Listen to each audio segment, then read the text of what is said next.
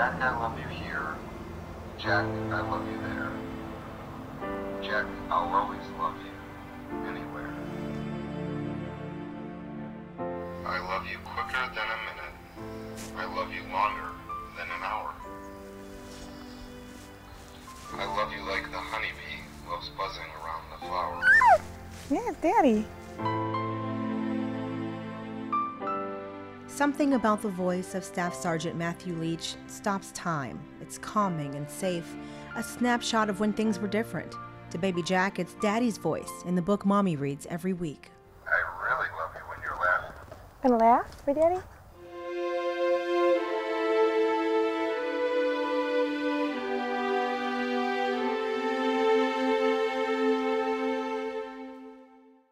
To Sarah, it's a reality check, the voice she'll never hear again. Her husband, 29-year-old Army reservist Soldier Matthew Leach, killed in the line of duty. How did Matthew change your life? He was, so funny, and it was so great, like being with him for, we were together 8 years, and it was amazing. And then having Jack, and I'm just so thankful for that.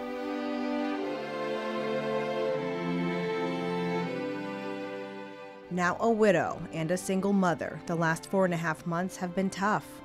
No one understands. People want to understand, and people try to understand, but it's, it's scary, It's really scary when your husband leaves you and you have a baby. I love you stronger than the wind.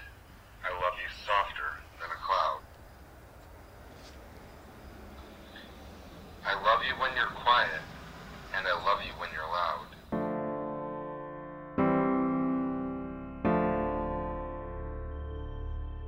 Matthew Leach was found unresponsive at his base in Afghanistan.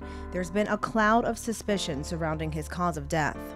No one was with him when he died, so no one knows exactly. But he said as soon as he knows anything, he'll tell me. It sounds like he just fell asleep, but he wasn't sick or anything, so that's what's confusing. Sarah Leach remembers when the Casualty Assistance Unit walked to her house from the church down the street. And they started walking towards me, and I still thought that these are his friends are coming to check on me because he's deployed, because I never once this deployment thought anything was going to happen. Staff Sergeant Leach joined the Army after September 11th. He'd been to Iraq twice, but really wanted to go to Afghanistan. He'd been working on robots, a job he thought he could do here in the States once his tour was up. While stationed overseas, he talked to Sarah and Jack every other day. He talked about the movies he'd watched and his new friends for life. He just loved, the friends he made and the brothers he made, really, is what he called them. But now Sarah knows her husband kept parts of his mission a secret. This last letter he wrote, and it was about how this mission is like, so he likes it, he feels like he's doing something, but not like the last mission where they were like jumping from rooftops. I'm like, what? Like, I never knew that, because in my head, when we talk, he'd tell me what movies he watched.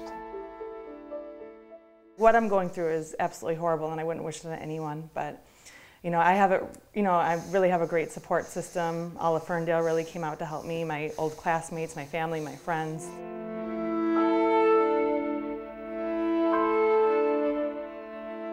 Sarah is a woman of remarkable strength. No therapy or official support groups, just friends, family, and her adorable son Jack, the reason she gets out of bed in the morning, the reason she tries not to cry, and the reason she's determined to move forward.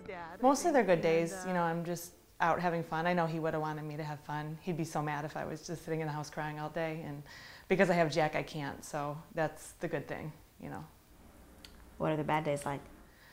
It's not the whole day will be bad. It's just, sometimes like when I think I can't call him or tell him a funny joke or, it's sad. And usually it's at night. Check. Perhaps it's moments like this when this new mom is the most grateful. His dad lived a great life, and he loved his life, and he couldn't be happier having a son like Jack. So, his dad loved him so much. And I just want Jack to know that. He has his dad's blue eyes and his dad's cute little hairline. So, and I know he's going to be a handful, just like his dad. So I'm not looking forward for that. But yeah, I think he's going to be just like his dad.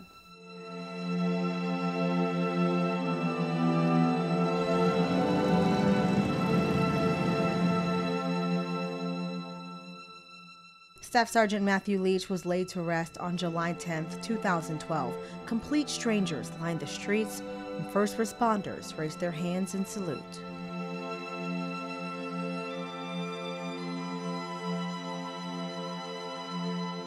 I've never been so proud of my life. You know, just when we picked him up from the Air Force Base, you know, it's like the whole base shut down and they were saluting him and, you know, all the flags and all the people standing out there. It really meant so much that they did all that. He went out a hero and, you know, he lived a wonderful life. It just sucks for everybody else left behind, you know. I love you round and round the world. I love you through and through.